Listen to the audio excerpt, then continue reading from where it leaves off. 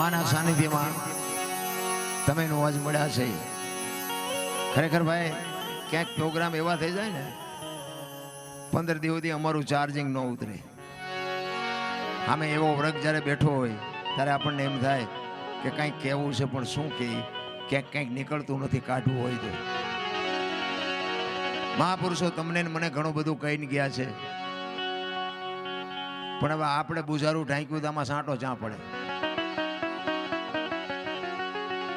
ભજન હોય, સત્સંગ હોય, માતાજીનો પ્રસંગ હોય, કંઈક માઇલબાપ પડે ને અને કંઈક સમજાય ને તો મજા આવે. એક ગામ હતું ને, ગામની બાજુમાંથી પતિ પત્ની ની દીકરી ત્રણેય નીકળ્યા. એટલે દીકરીએ કીધું કે ટેરવા મીઠા છે, એની માં કે ટેરવા કરતા તુંબડું મીઠું છે. એનો બાપો કે બે મૂંગી રહ્યો, કડવું છે એ મીઠું છે. હવેલી ઉપર મહારાજા ઉભા હતા, ઉભા વિચાર કરે કે શું કે છે, વાતું કરે છે ને વાતું કરે, ટેરવું મીઠું, તુંબડું મીઠું. એટલે સૈનિકને મોકલીને કીધું ઓલા ત્રણે હરાજાને બોલાવો. રાજમાં બોલાવ્યા. એ કે છે ને હમણાં વાતો કરતા હતા ટેરવા મીઠા ને તુંબડું મીઠું. તો દીકરીએ તરત જ કીધું કે એમાં ઓલું નહીં, એની માં કે મૂંગી રે, ઓલું હોય તો ઓલું હોય. એનો બાપો કે બે મૂંગી રહ્યો, ઓલ્યા વગીરનું ઓલું છે. રાજા વિચાર કરે કે એક વાત નથી કરી, બીજું હું ઠપકાર્યું. એ કે શું તમે વાત કરતા હતા? એ કે અમે ઘરની બાજુમાંથી નીકળ્યા, ત્યાં સંતવાણી હાલતી હતી, ભજન હાલતા હતા, અને ભજનમાં જે તબલા ઉપર ટેરવા ભરતા હતા, મારી દીકરી ટેરવાના વખાણ કર્યા હતા કે ટેરવા મીઠા છે. મારા ઘરનાએ કીધું હતું તુંબડું મીઠું છે. ભજનમાં રામસાગર વાગતો હતો, રામસાગરના સુરની સ્વરની ઈશ્વરાએ લીલા એક થઈ જતી હતી. મારા ભાઈ કીધું તુંબડું મીઠું છે, અને મેં એ કીધું તું કડવું છે એ મીઠું. નરસિંહ મહેતાનું કડવા નામનું પદ ગવાતું હતું, મેં એના વખાણ કર્યા હતા. તો કે એ તો બધું ઠીક, પણ આ વાંય તમે ઓલું કે બાપુ એ રહેવા દો ને, એ નથી કહેવું કે નહીં, કહેવું પડશે. આ તો રાજા વાજાને વાંદરા. દીકરીએ કીધું કે મેં એ કીધું તું ઓલું નહીં, આ જનાવર નહીં, રાજા જેવો રાજા જો પ્રજાની વાતને સમજી ન કે તો આને રાજ કરવાનો અધિકાર કોણે આપ્યો? મેં એ કીધું તું ઓલું નહીં, આ જનાવર નહીં. મારી માએ કીધું કે ઓલું હોય તો ઓલું હોય, જનાવર હોય તો પૂંછડું હોય. અને મારા બાપાએ કીધું તું ઓલ્યા વગીરનું ઓલું છે, આ પૂંછડા વગીરનું જનાવર છે. એમ સમજાય તો જ મજા છે. અને જો કે 12 વાગ્યા પછી બેઠા હોય સમજવા વાળા જ બેઠા હોય, બાકી તો અમે હાંજમાં હોય ને 2-3 વર્ગના માણસો આવે. પેલા આવે ને એ બધા કે કલાકાર શું વાહન લઈને આવ્યા છે ને કેવા કપડા પહેર્યા છે ને આ બધું જોઈ જોઈને વિયા જાય. પછી બીજો વર્ગ હોય ને કે કોણ કેવું ગાય છે ને કોણ કેવું બોલે છે ને એ જોઈને વિયા જાય. પછી જે બેઠા હોય ને બાબુ એ ભજનના માલમી હોય, એ કંઈક ભજનના ભૂખ્યા હોય એમાં કોઈ ખડકી ન ઉગાડે એવું હોય, કપાણે બેઠા હોય પણ એવા ઓછા હોય. ઘણા ને એવું હોય ન રાખે સારું, ઘરે ખડકી ઉગડે એવું નથી ને આ જો આવડો બંધ કરશે તો અમારે ઘણી જગ્યાએ એવું થાય. 3 વાગે 4 વાગે પ્રોગ્રામ બંધ કરીને તમે હાથ વચ્ચે રાખ્યા. અમે કઈ ગયેલા પણ અમે છે ને હાથ વચ્ચે કે હવે અહીંયા ઉવાય ને ઘરે ઉગાડે નહીં, એટલે બધાને હરખું નથી હોતું. પણ ભજનની મજા છે.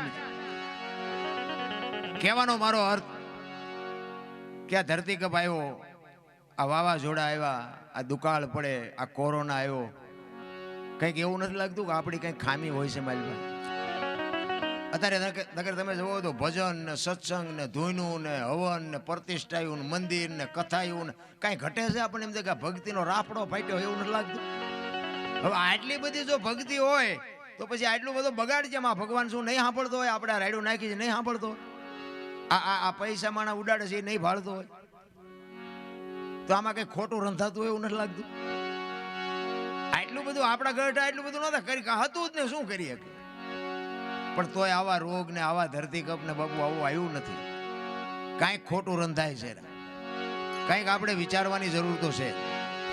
નકર મને તો એમ થાય કે આ જે સમય મળ્યો છે ને એવો સમય આપણા ગઢે ભાડ્યો નહોતો ને આવતો સમય કદાચ ગમે એવો આવે એ ખબર નથી. પણ બાપુ અત્યારની જે મજા છે ને, આ સ્વર્ગ છે ને એ આર્ય સ્વર્ગ છે. બાકી સ્વર્ગ પર બધા ઘણા નથી કહેતા એ કે સ્વર્ગમાં ઇન્દ્ર રાજા હોનાના સિંહાસન ઉપર બેઠા છે, અહીંયા ફુવારા છે ને ઇન્દ્રની અપસરાયું નાચ કરે છે ને અહીંયા કોઈક જી આવ્યું હોય તો કોને મારા પગ ઝાલવા? કોઈ જી આવ્યું નથી ને કાંઈ કોઈએ સ્વર્ગ ભાડ્યું નથી. આ રહ્યું ને એ સ્વર્ગ છે, બાકી કાંઈ છે નહીં. આ મજા કરી લેવાની છે. આ બધા ભવની વાતો કરે એમાં મને ટપા ન પડતા. ઓલા ભવમાં આમ ને ઓલા ભવમાં આમ મળ્યો એ શું થાય લો ને કાલની ખબર નથી. ભવની હું ખોડવી હોય ભલા મને. આ ભવમાં હું વાંધો શું ઘટે છે? હું આ કર્મમાં મને નથી ખબર પડતી. અત્યારે તમે જો આ ભક્તિ કરે એવડાય દુખી છે, મલકના બૂસ મારે એવડાય સુખી છે. લો આ હારા કર્મ કહેવાય.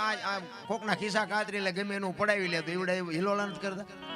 દે આંગળા વેટ્યું હોય 40 લાખની ગાડી લઈને નીકળે આપણે એમ થાય કે બૂસ માર્યો દીવડો એ છે આટલા હિલોળા ને. હવે આપણા માતાજીના ભગવાનના ગાણા ગઈ ગઈ રાખી રહ્યા રાગડા તાણી તો મોટરસાયકલમાં ટાયર નાખવાનો વ્યાજ નથી.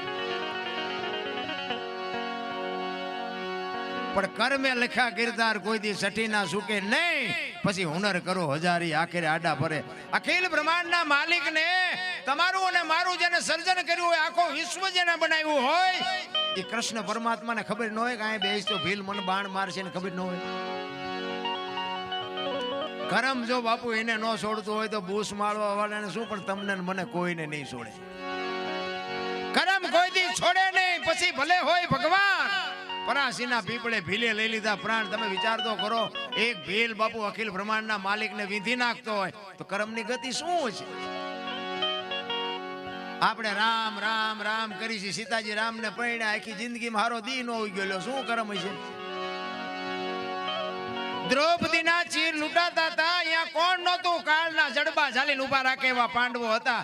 દીકરીનો શું વાંક હતો? આખી જગતને ખબર છે. મારા રામ એનો શું કર્મ હતું?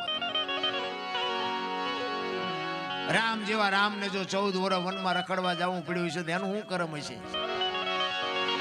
રામાયણ અને મહાભારત છે ને, બે મહાપુરુષોએ બનાવ્યા છે, પણ તમને મને રાહ બતાવવા માટેના ગ્રંથો છે. ભાઈઓ કેવા હોય, દીકરી કેવી હોય, પત્ની કેવી હોય, મા બાપ કેવા હોય, આ જોવું હોય તો રામાયણમાં ઉતરો. અને રડેલો ન ખાવું હોય મહાભારતમાં ઉતરો. અને તમે જો મહાભારતમાં કૃષ્ણ પરમાત્મા જેના પક્ષમાં હતા ને જીત્યા અને હસ્તિનાપુરની ગાદી લઈ લીધી ને બધું બરોબર, પણ અવાજ કેવો લાગ્યો? એ કે કાકા ને બાપા ને ભાઈઓ ને મારીને હવે આ ગાદી આપણે ભોગવવાની. એ કે હાલો હવે હેમાળે હાડ ગાળવા. ઝઘડામાં હાથ થાય, માર ખાવ તોય ફાયદો નથી ને મારો તોય ફાયદો નથી. અને રામાયણ એમ કે છે જેને જોઈને લઈ જાઓ. અખિલ બ્રહ્માંડ નો માલિક કૃષ્ણ રામ જેથી વનમાં ગયો, આમ હાલતો થયો ને ત્યારે લક્ષ્મણ એમ કે છે કે ભાઈ હું તમારા ભેગો આવું છું. રામ ના પાડે છે. એ કે તમે મારા બાપ છો અને સીતા મારી માં છે. મારા મા બાપ વનમાં જતા હોય તો મારે અહીં રહેવાનો કોઈ અધિકાર નથી. નોખી નોખી માયુના છોકરા હતા. મિત્રો વિચાર કરજો કેટલો ભાઈ ભાઈ નો પ્રેમ હશે. વિચાર તો કરો ભલામણા. એક માના 2 છોકરા હોય તો એક પાટલે બેન જમતા નથી, ખૂંટિયા કાતરતા હોય એમ કાતરતા હોય. રામાયણ ક્યાં ગઈ?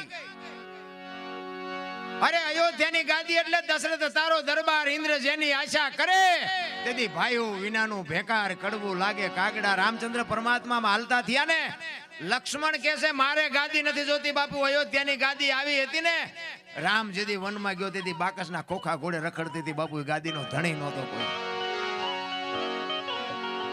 આ આપણે જોઈ તારે વેચ જમીન હાટું હગા ભાઈને ઢીબી નાખે. બોલો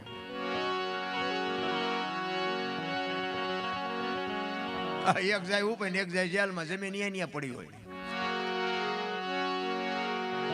એટલે સંતોએ કીધું કે ધરતી રાજા રામની આની કોઈની પૂરી કરી નહીં આશ. આની માથે કંઈક રાણા રમી ગયા ને કંઈક વિયાઈ ગયા નિરાશ. પછી જેલમાં હોય ની ખબર કાઢવા જાવ ને એટલે શું કે ખબર, ઓલું પસાવી ગણ રહ્યું જાય ભલે જાય પણ મને બારો કટાવતા વેચ જવા દીધી હોત તો. પણ તારે મોડું થઈ ગયું હોય મારા રામ. સમયની બલિહારી છે, સમય બડા બલવાન છે.